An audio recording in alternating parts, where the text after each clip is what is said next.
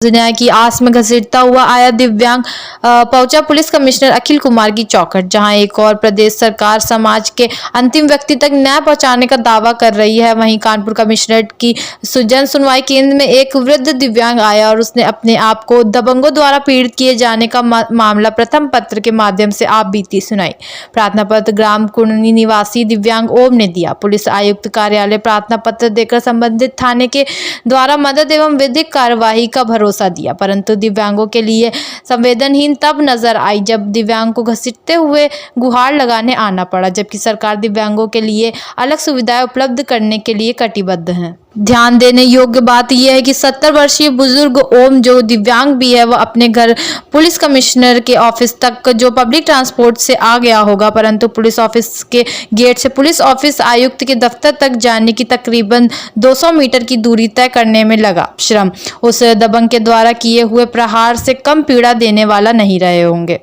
क्या न्याय संहिता यह कहती है कि पीड़ित व्यक्ति को न्याय दिलाने वाले जिम्मेदार लोगों के पास आने में भी यदि पीड़ा का अनुभव होता है तो कैसा न्याय होना तो यह चाहिए ताकि कोई पुलिस कर्मी वृद्ध दिव्यांग को उसके गंतव्य तक पहुंचने के लिए कोई साधन की व्यवस्था कर देता। फरियादी ने बताया कि थाना सांड अंतर्गत कुंडनी का निवासी है और वह लकड़ी की गुमटी रखाकर अपना एवं अपने परिवार का उदर पोषण करता है। वहीं क्षेत्र के दबंग द्वारा की गई जबरन उगाही का पैसा न दिए जाने पर प्रार्थी को बुरी तरह से पीटा, जिससे उसे गंभीर चोट आई, जिसकी सूचना क्षेत्रीय थाने पर देने पर उसे टरकाया गया।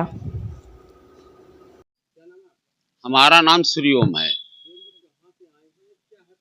हम कुंडनी गांव से आए हैं। शरीर से 80% दिव्यांग हैं। चल फिर नहीं पाते हैं। कुंडनी चौराहे पे गुमटी पे परिवार पालने के लिए आर्टिफिशियल ज्वेलरी की दुकान करेंगे, जो कि 13 तारीख की शाम को प्रशांत कुमार 5 साढ़े 5 बजे आकर के शाम को हमको यूं मारने लगे। हमारे देखो ये ओंठ है, ये चोट है, जो कि 13 तारीख से आईडिक्स अभी तक लगाया तो सूजन कम हो गई साहब।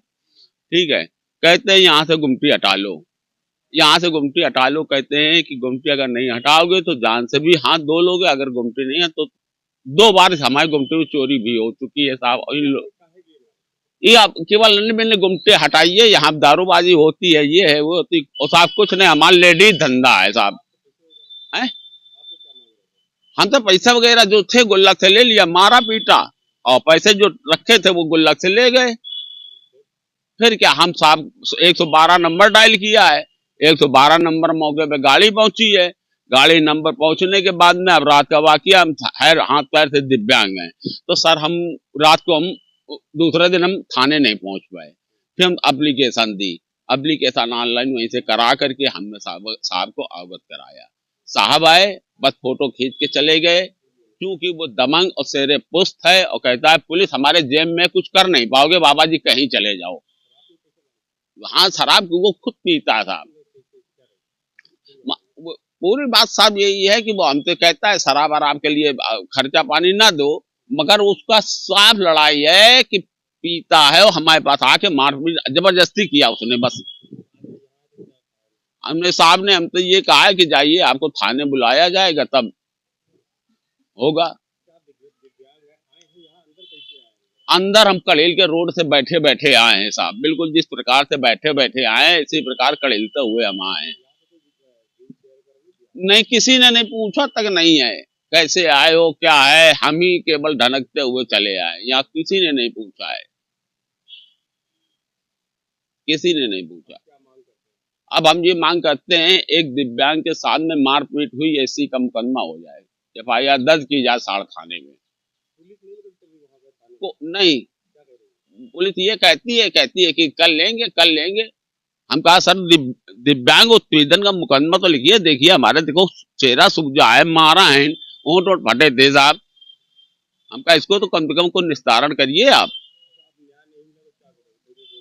साहब। गांव छोड़ देंगे बस, अंत में मेरा रास्ता बच्चों परिवार को लेके हम गांव छोड़ देंगे, क्योंकि वो दबंग लोग हैं, कभी भी मार सकते हैं, हरदम वो मारते हैं। हम गांव छोड़ने के लिए बिल्कुल तत्पर है। अगर SSP साहब से नहीं हमारा फैसला मिला है, हम गांव छोड़ करके कहीं भी चले जाएंगे।